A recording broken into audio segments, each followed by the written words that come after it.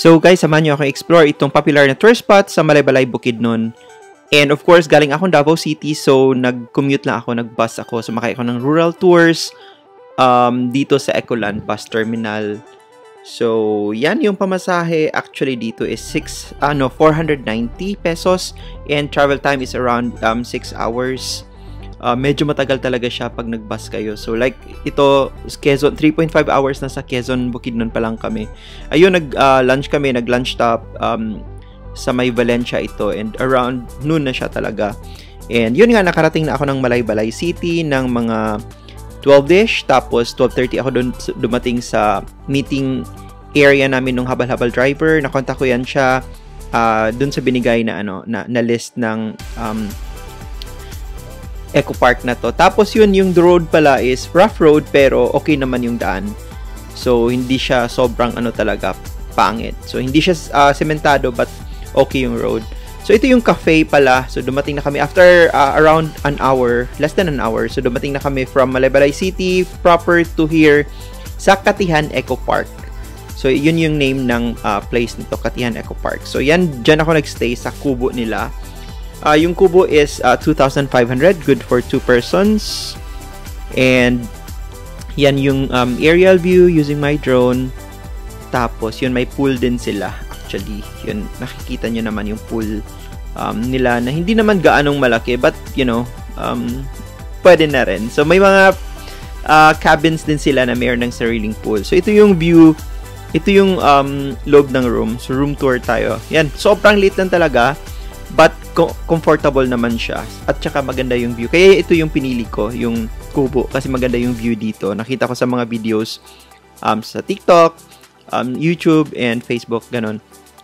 Tapos, sa loob naman, may maliit na kitchen, sink, at saka toilet. So, walang shower ito. So, maglalakad pa kayo ng medyo malayo-layo rin para mag-shower. But, pwede na rin.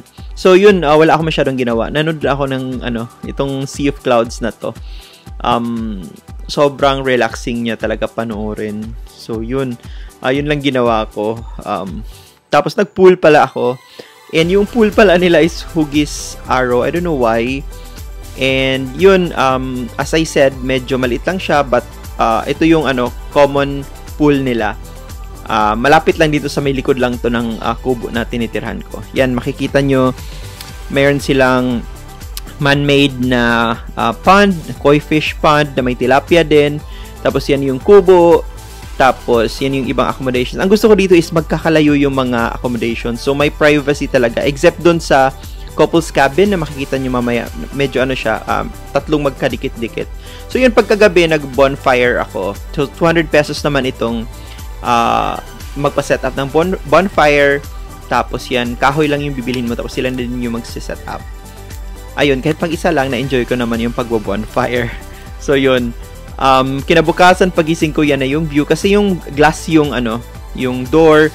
So pag inopen mo yung curtain, yan yung view mo sa labas. Sobrang ganda, guys. At saka ang sarap gumising ng ganun yung view. Ito yung labas pala ng kubo. Ayan. So green na green. Tapos, nag-ikot-ikot ako around the property. Yan, ito yung source ng water nila. From the spring talaga, yan na yung dumadaloy dun sa pond nila. Tapos, ito yung sinasabi ko na couple's cabin nila. 2,500 pesos din.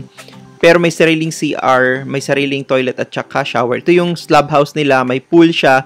3,500 naman. Good for 2 persons. And ito yung may dito, parang photo area. Tapos yan yung family cabin naman nila na 7,000 pesos. Tapos yan yung bamboo house. Tapos yung kabilang side niya yan, dun ako nagstay. Tapos ito yung bamboo house. As I said, 3,500 din to, good for 2 persons. May sariling pool.